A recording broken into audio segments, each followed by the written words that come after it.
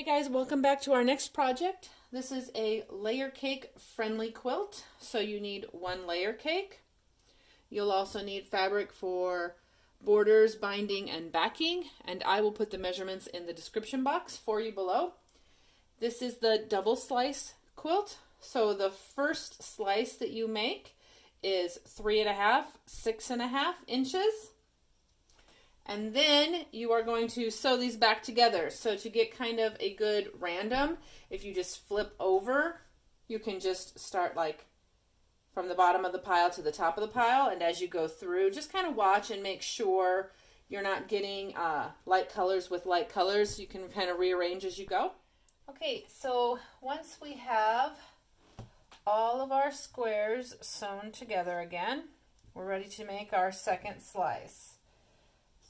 So line those up as best you can.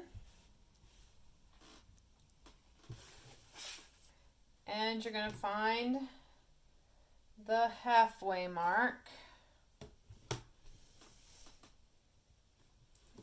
It's sticking out quite a bit.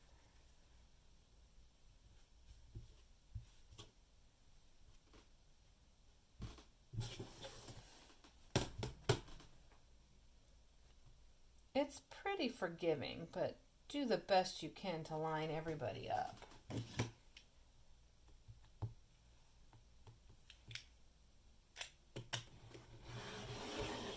Okay. And then you're going to have 2 stacks again.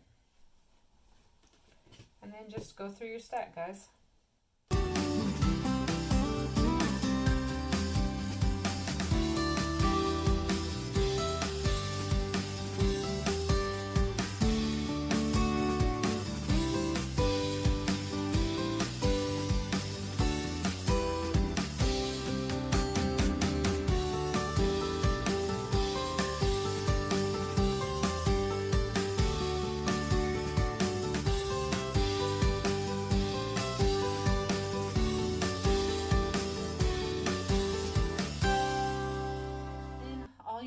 Is alternate your blocks.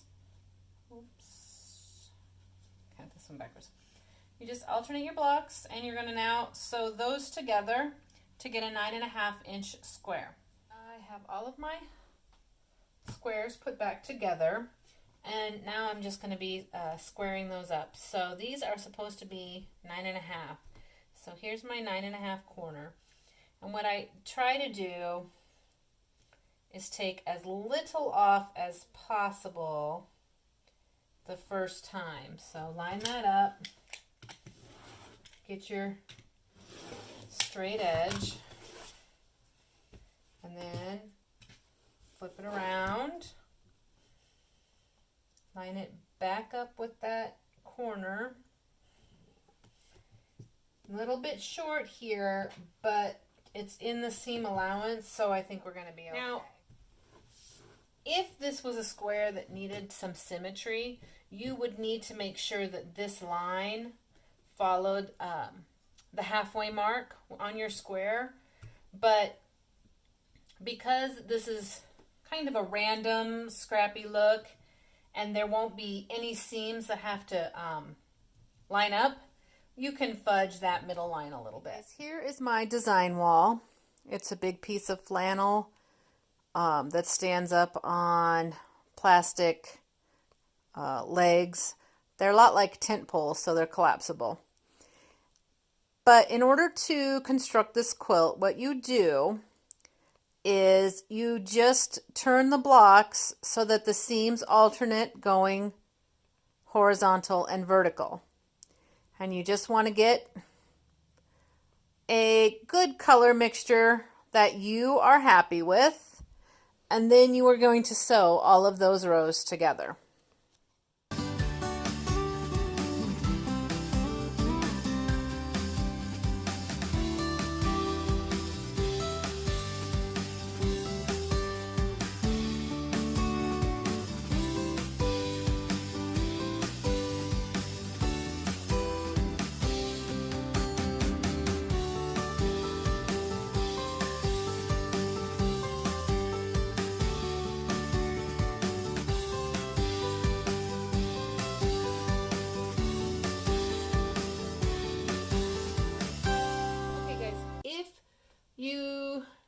did everything perfectly, because that's how quilting goes, you should have about a 54.5 by 63.5 inch quilt. You can go ahead and you can finish your quilt off, and that's all you really, need, right? I am going to add just a couple of simple borders. I'm going to do this cream colored border. I'm cutting it at 2.5, so that will finish at a 2-inch border. I just like my borders to have a little bit of a picture frame. So what you have to do in order to figure out your borders is figure out your perimeter. Divide that. Oh, I knew that wasn't going to go. Divide that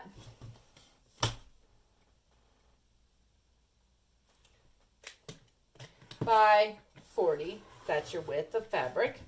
And that will tell you how many strips you need to make. I'm going to need 6 strips of my first border. I'm just going to go ahead and cut all of this at 2.5. I think I have enough that I will get 7.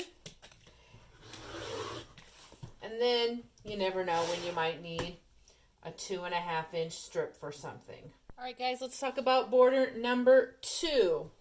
Border number 2 is going to be cut at 4.5 inches. Oh, and if you were watching me real carefully, you'll notice that I did my white strips at 2.25.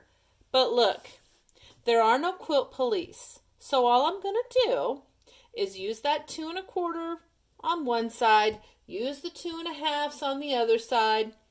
It's going to be fine. No one's going to probably even know, except you guys, because I just tattled on myself. I just want you to know that it is okay to make mistakes, and that you just have to, you can't let it derail you. You just have to go on. We'll try to be a little more careful with this one. So this one we're going to cut at 4.5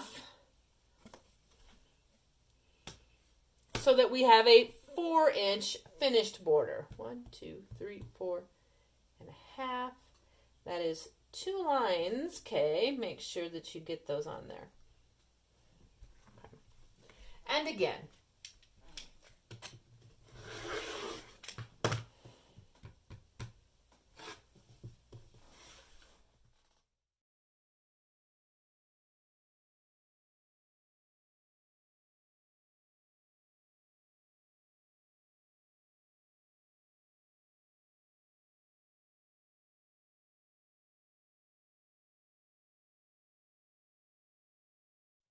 nice little strip for a future project. Okay, so our next step is we just sew these all together end to end, and then add to our sides and our top and bottom to get our complete border.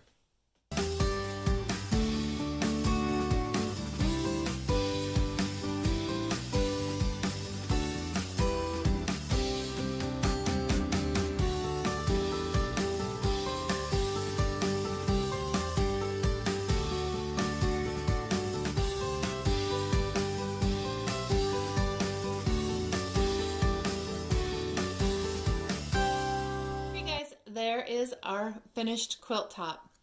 Let me know if you decide to do this pattern. I'd love to see your final result.